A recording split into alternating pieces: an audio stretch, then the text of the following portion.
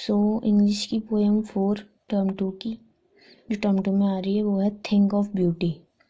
It is written by John Keats. John Keats हमारे English romantic poet हैं and ये जो पोएम उन्होंने लिखी है ये एक एक्सरप्ट है, ये एक एक्सट्रैक्ट है उनकी epic poem, first epic poem Endymion का, तो उसमें से लिया गया है। ये एक एक्सरप्ट है उनकी फर्स्ट एपिक पोएम एंडीमैन से और इसका नाम है थिंक ऑफ ब्यूटी पोएम का। तो ये जो पोएम है ये किस आइडिया के अराउंड रिवॉल्व करती है? इसकी जो थीम है वो है नेचर की ब्यूटी। पोइट इसमें हमारे नेचर की ब्यूटी के बारे में बताते हैं एंड इसकी क्या सिग्निफिकेंस है ये हमें बताते हैं। पोइट इस पोएम में अपने एटर्नल लव को जताने की कोशिश करते हैं towards the nature beauty. Nature की ब्यूटी के टुवर्ड्स उनका जो शाश्वत प्रेम है उसको वो दिखाते हैं और उसके बारे में डिस्क्राइब करते हैं इस पोएम में। तो स्टैंजा फर्स्ट जो है वो है कि a thing of beauty is a joy for ever. जो हमारी ये थिंग ऑफ ब्यूटी यानी जो पोइट यहाँ पे कह रहे हैं वो नेचर की ब्यूटी कह रहे हैं कि ये जो यहाँ पे thing of beauty permanent beauty of nature है, परमानेंट थिंग्स हैं, ठीक है, जो इस नेचर में हमेशा एग्जिस्ट करेंगी, चाहे कोई इंसान मरे या फिर कुछ भी होए, उसका जन्म हो, चाहे दुनिया में कुछ भी होता रहा, बट ये जो थिंग्स हैं वो हमेशा एग्जिस्ट करेंगी। और पोइट इन्हीं थिंग्स के टुवर्ड्स, अपने नेचर के टुवर्ड्स अपने एटर्नल लव को, अपने एटर्नल जॉय को एक्सप्रेस कर रहे हैं इस पोएम में। तो वो ये बताते हैं कि इनकी जो लवलीनेस है, ये जो नेचर है, ये इनकी जो ब्यूटी है, इसकी लवलीनेस डे पर डे बढ़ती जा रही है, कभी भी फेड नहीं होगी। और वो ये बताते हैं कि ये हमें एक ऐसी पीस देती है, एक ऐसी पीस देती है कि हम जैसे बावर के यहाँ पे बैठे हों। बावर का मतलब है अ प्लीजेंट शेडी प्लेस। जैसे कि कोई इंसान अगर किसी भी एक छावदार पेड़ के नीचे, जो कि प्रकृति का एक हिस्सा है, वहाँ पे जाके बैठ जाए तो उसको एक अच्छी स्लीप आ सकती है और उसको एक जब गुड स्लीप आएगी तो उसको अच्छे अच्छे सपने आएंगे, जिससे उसका जो माइंड है वो काफ़ी ज़्यादा रिलैक्स रहेगा, काफ़ी ज़्यादा रिफ़्रेश रहेगा। तो ये नेचर ही एक ऐसा माध्यम है जिसके ज़रिए कोई भी जो ऑर्गेनिज्म है, कोई भी जो प्राणी है, उसको मेंटल पीस मिल सकती है। एंड ये जो सारी थिंग्स हैं वो हमारी माइंड में हमेशा स्टोर रहेंगी, इनकी जो ब्यूटी है वो हमेशा स्टोर रहेगी। तो बावर का मतलब क्या था? Pleasant shady place.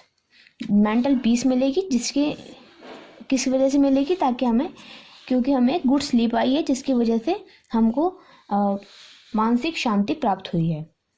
तो स्टैंजा 2 में, ये तो था स्टैंजा 1 में जिसमें वो परमानेंट नेचर की जो थिंग्स है उनकी ब्यूटी के बारे में ये बताते हैं कि वो a thing of beauty is a joy for ever. इसका मतलब अगर हम उस नेचर को देखेंगे तो हमको हमेशा एक शांति मिलेगी और एक मेंटल पीस मिलेगी, एक गुड स्लीप मिलेगी। जैसे हमें एक गुड स्लीप मिलती है ना और उससे शांति मिलती है, उसी प्रकार से जब हम इन थिंग्स को देखेंगे तो हमें उससे भी मेंटल पीस की प्राप्ति होगी।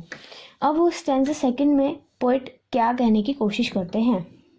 स्टैंजा सेकंड है, therefore and on every morrow are we रथिंग।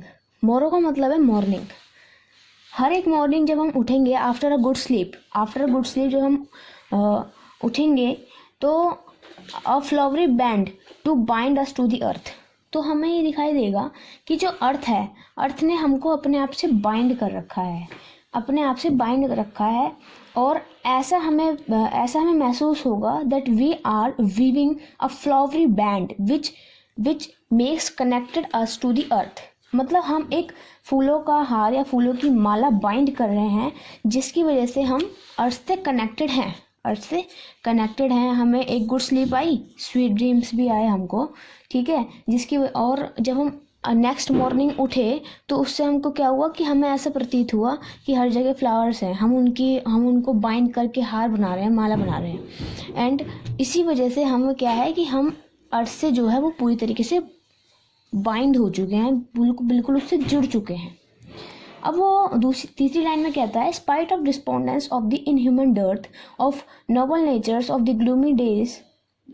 अब इसमें वो कहता है कि चाहे हमारे पास कितनी भी डिसअपॉइंटमेंट हो, चाहे हमारी लाइफ में कितने भी ग्लूमी डेज हों, ग्लूमी डेज का मतलब दुख भरे दिन, जो दुख के बादल कहते हैं ना, ऐसे कि बहुत सारा दुख आ गया है, हमारे लाइफ का डार्क ऑन फेज आ गया है, हमें बहुत सारी मुश्किलों का सामना करना पड़ रहा है, बट ये सब चीज़ों के बावजूद भी हमको जिस चीज़ से बहुत ज़्यादा शांति मिलती है वो ये है द थिंग ऑफ ब्यूटी, यानी कि नेचर से हमें बहुत ज़्यादा शांति प्राप्त होती है।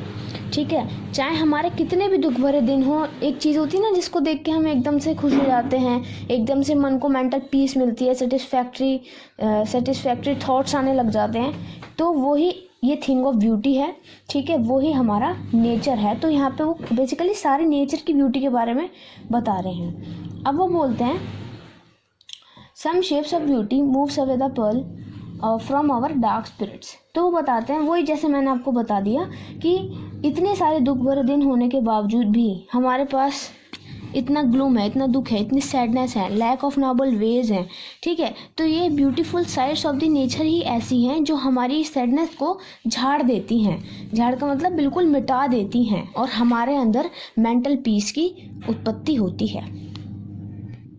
अब है स्टैंजा थर्ड, जिसमें हमारे पोइट कुछ एग्जाम्पल्स लेते हैं नेचर के।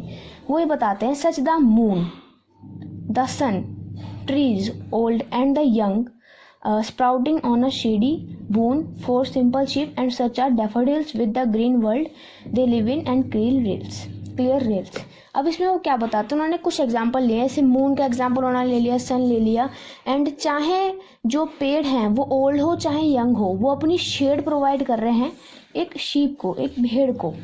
ठीक है, तो ऐसे ये नेचर ऐसा है कि वो सारे प्राणियों को कुछ ना कुछ प्रोवाइड कर रहा है। तो वो बताते हैं कि जिस प्रकार से ओल्ड एंड यंग ट्रीज हमारा शीप को या फिर किसी भी प्राणी को शेड प्रोवाइड करते हैं, छाया प्रोवाइड करते हैं। डैफोडिल्स यहाँ पे हैं ब्राइट येलो फ्लावर, एक बहुत सुंदर फ्लावर होता है, तो वो फ्लावर के बारे में यहाँ बता रहे हैं। ग्रीनी सराउंडिंग्स है, हर जगह हरियाली ही हरियाली है।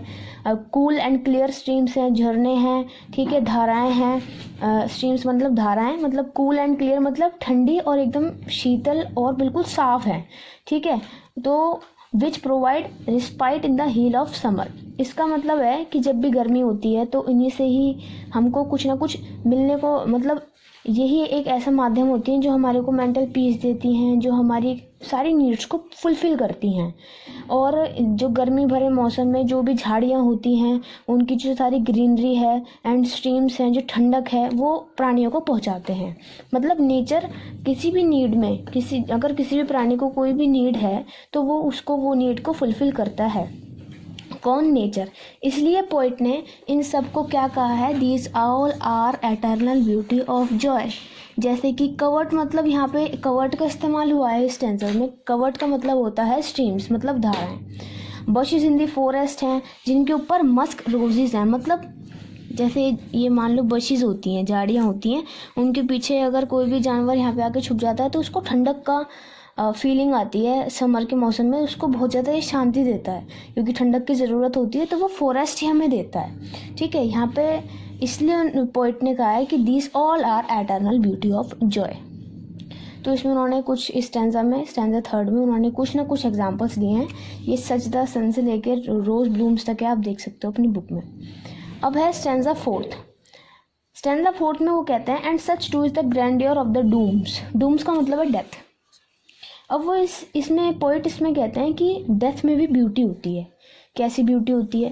अब क्या होता है, लोग जो होते हैं ना, वो बहुत सारी इमेजिनेशंस करते हैं, बहुत सारी स्टोरीज बनाते हैं अबाउट देयर फोर फादर्स, अपने एंसेस्टर्स के बारे में, कि भाई उन्होंने ये हीरोइक एक्टिविटी करी थी, ये वो उन्होंने ऐसा हीरोइक एक्ट किया था। तो वो ये बताते हैं कि डेथ होने के बावजूद भी हम उनकी ब्यूटी को उभारते हैं, उनकी ब्यूटी को दिखाते हैं। ठीक है, तो जो पोइट है ये बताता है कि all lovely tales that we have heard or read, कि ये सब वही कहानियाँ हैं जो हमने सुनी हैं, अपने आसपास सुनते हैं, लोग अपने एंसेस्टर्स के बारे में बनाते हैं, इमेजिनेशंस करते हैं। ठीक है, एंड अब वो ये बताते हैं कि जो पोइट हमें ये बताते हैं कि जो गॉड है, गॉड ने हमें बहुत सारे फाउंटेन्स दिए हैं। एक फाउंटेन ऑफ इमॉर्टल ड्रिंक, मतलब वो कभी भी ख़त्म नहीं हो सकता, वो नश्वर नहीं है, ठीक है, क्योंकि वो हमें गॉड गिफ्टेड, गॉड से मिला है। एंड यही है जो हमारे को बहुत सारा जॉय प्रोवाइड करते हैं, एंड यही हमारी एटर्नल ब्यूटी ऑफ जॉय है। तो उन्होंने लास्ट में फाउंटेन के बारे में बताया, जो हमें फाउंटेन्स हैं, झरने हैं, वो हमें क्या है, गॉड गिफ्टेड है ये चीज़। ये हमें पहले ये कहीं से वो नहीं हुई, ये हमारे को गॉड ने दी है, ठीक है, जो हमें बहुत सारी शांति प्रोवाइड करती है। Pouring on to us from the heaven's brink, हमें ऐसा विश्वास दिलाती है कि यस दिस इज़ हेवन, ये स्वर्ग है, ठीक है। ये हमें बिल्कुल आभास दिलाती है, ये हमें फीलिंग आती है इन फाउंटेन्स को देख के, because these are God gifted and these are eternal beauty of joy, and the thing of beauty is the joy for ever.